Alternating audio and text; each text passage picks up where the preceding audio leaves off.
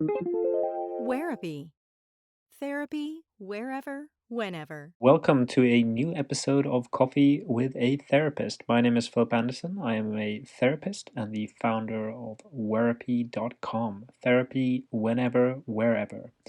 In today's podcast, we are going to discuss causes of depression unique to men. So if you're interested, please stay tuned.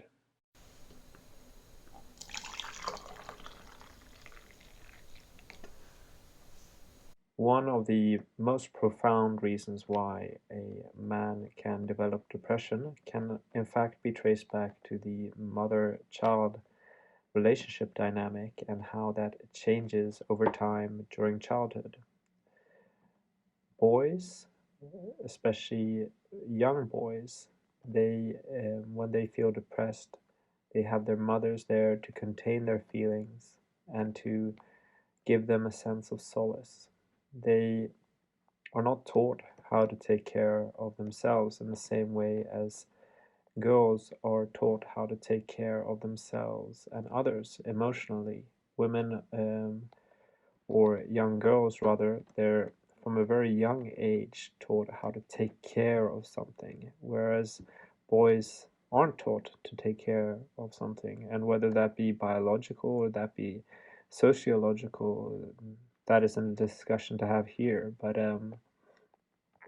boys are not given the toolkit to take care of themselves emotionally. Yeah. And then when they age, when they go into maybe their preteens or teens, due to being in a social group with other boys, the feeling of, or having emotions rather, becomes stigmatized. Yeah.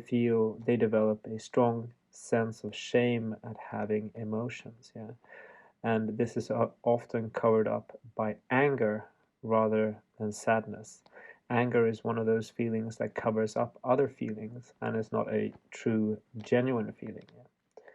And then later in life, when they're in their early 20s, they start looking for a partner, or this might have begun a few years earlier than that as well, but they look for a partner, and during that time, what they're actually searching for is somebody to help them contain their feelings and to help them uh, deal with and reflect on their feelings like their mother did when they were a child. Yeah, so that is why a lot of women feel like the men they have in their lives, are just children, yeah, and that's why a lot of men can be perceived as infantile, because they are searching for somebody to help them contain their feelings and to help them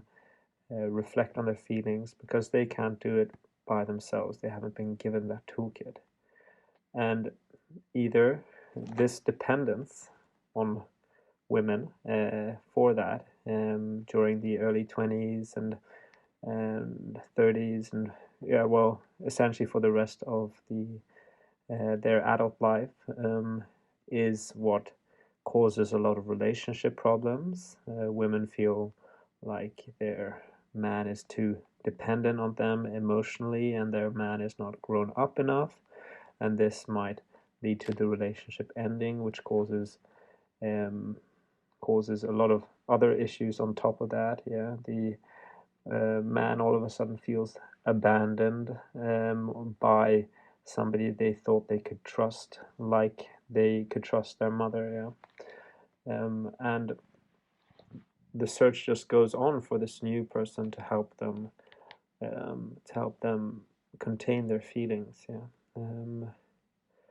and this can also cause a lot of heartache when they do not find that one person. Yeah. So when they're without a partner, they do not really know how to contain these feelings or to accept these feelings. So they try to control them in other ways by maybe drinking excessively, taking drugs, um, um, sport, doing excessive sporting. Maybe they start boxing, or they start fighting or something like that, or they start playing football and they do that in an over the top way, or they go running in an over the top way. Yeah.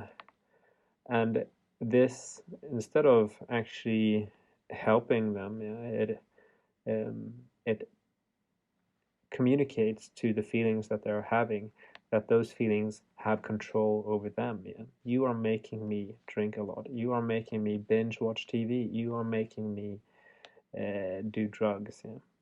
So those feelings come back even stronger the next time, and the man in question then uses these control mechanisms earlier, and this develops until the person ends up doing using these control mechanisms before the depression or the bad feelings kick in. Yeah, and this is when a long-term depression develops. Yeah, so this is one reason why men can develop depression, which is different to why women develop depression. Another aspect which can make men more vulnerable to depression is the concept of being the provider and the pressure that is associated to it. Now, I know that that's a very old school concept, particularly considering the fact that in the West we're going towards a society of equal pay, and both men and women tend to work within the family as well. Both the mother and the father tends to work in most cases. But there is still a sense of shame connected to the concept of maybe being able to provide less than the female counterpart. Yeah. Um, they don't want to be the one who can't earn as much as their wife and can't pay that little bit extra. But even if we uh, put that, or the economical aspect, to the side, there's also the notion of being the provider of stability and the provider of um, some sort of routine and discipline. Yeah.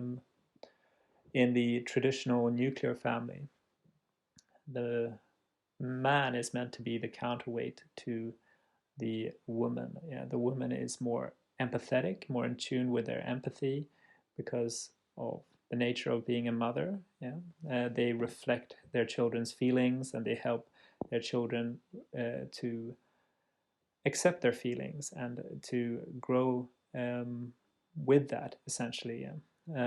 And the man is meant to be, in the traditional sense, the counterweight to that. They're meant to be the stability, the determination, yeah, and particularly the emotional stability, yeah.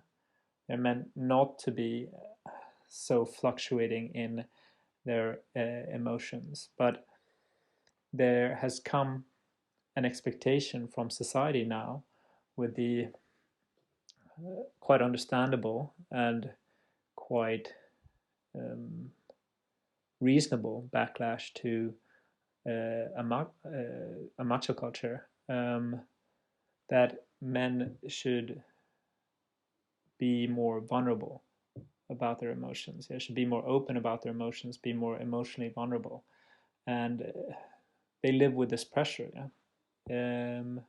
And in some cases, it can backfire, especially if within the family unit, maybe perhaps to the mother, they kind of reveal some emotional instability. Yeah? And in this sense, I'm talking about the man as being the father, obviously. So when they're talking to their partner, they kind of reveal some sort of emotional instability or emotional vulnerability that makes the woman, in this case, feel that that the whole family unit is emotionally unstable. Yeah. And that gets them worried. Yeah. And um, men in this case haven't really understood that they have to also communicate to the woman that they have these emotions, but they're okay with that. Yeah? Because the woman in this sense, in the family unit, in the traditional thought of the family unit, is the one who is kind of containing the children's feelings. Yeah. So when the children can't accept their feelings or can't um, can't regulate their feelings, the mother is there to help them regulate their feelings. Yeah. And the mother in turn wants to have her partner as the person helping her to regulate her feelings. Yeah. So then she can bring it to her partner. Yeah. And the partner, in this case, the man, has traditionally just received it and not sent anything back. Yeah. And I think now, with the expectation of men, that men should be more emotionally vulnerable, which I think is a good thing. They can It can end up backfiring because then they send their vulnerability to the woman, yeah, the mother who's already received vulnerability from their children, and it just becomes too much. And the mother doesn't sense that stability and becomes very afraid. Yeah. So there are a lot of men who have experienced feeling that pressure of having to be emotionally vulnerable, maybe not feeling very comfortable with that because they haven't had the practice, and then exposing themselves emotionally, and then also getting some sort of criticism or some sort of doubt back from the partner in regards to their capability of being a good husband or good provider. Yeah. And this is um, a bit of the kind of traditional family structure which remains today, and it's kind of almost an invisible family structure because we look at the more broad concepts of the family structure. Yeah, there being a mother, there being a father, there being two kids, the traditional nuclear family, which is getting less and less common. Yeah. And we see the traditional gender roles. Yeah, they're also kind of going away. But then the emotional aspect, the one I just explained, that one is still there to a big extent. Of course, men can also help children regulate their feelings, but um, they're a lot less with their children. Yeah, and there is the biological aspect. Certainly, in the the first few months of the child's life, or the first couple of years, really, there's a lot more stronger connection to the mother, a lot more stronger dependency on the mother from the child, and therefore the mother is more in tune with the child's emotions. Yeah, and the father is simply there to help the mother. Yeah, even though they communicate with the child sometimes and play with the child and live with the child. Yeah. So the roles are still there even though we don't see them. But then society puts that expectation of um, the father abandoning his role and going towards more the mother role in terms of being more emotionally vulnerable and more connected to emotions. And since they don't have the practice of doing that, and they don't know how to maybe do that on a good level, and they often um, often backfires on them, and they end up feeling hurt because of it and feeling a sense of shame at having had tried it. You know? So that's the second concept of what can cause depression in men. The third and final aspect that I want to talk about concerning the development of depression in men is the illusion of control. Since the dawn of time, society has given men the false impression that they have control over their own destiny and that the obstacles that stand in the way of others do not apply to them, and that they essentially have a birthright to fulfill their own dreams, and that the sailing will be very smooth. And that is far from the case. There are many obstacles standing in the way of men achieving their own dreams. Yeah, there could be a boss which is denying you a promotion. There can be a market that is not ready for your product, or there might be a the fact that you do not have economy to achieve your own dreams, or that you're living in the wrong place at the wrong time. But these obstacles aren't as visible as the obstacles that have been brought to light by women and minorities fight for equal rights and equal opportunities. And rightly so, those obstacles have been made more visible. And the obstacles that stand in the way for you are not as visible. Yeah. And therefore, you go around with this false impression that, well, as long as I work hard, I'm going to achieve whatever I want to achieve. Yeah. It's just a matter of me putting in the time and effort. Yeah. My blood, sweat, and tears will help me to achieve whatever I want. And in many cases, this is not the case at all. Yeah. There are many other things that can hinder you from achieving your own dreams. Yeah. But um, since men, I should say, um, feel like they have that birthright, since they have that instilled in their psyche, yeah, that there is nothing standing in the way, since there is impression of having no obstacles, they are putting all the pressure on them, yeah. So if they don't achieve their dreams, they have no excuses, yeah, because there are no obstacles. Whereas in actual fact, there are very, very many obstacles in the way. So this is another aspect which is creating depression in men.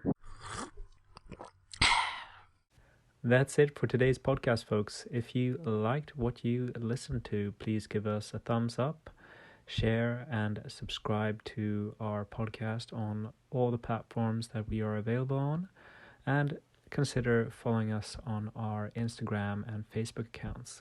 And if you're so inclined and you feel like you need a session, go over to www.wherapy.com to book your online therapy session with me.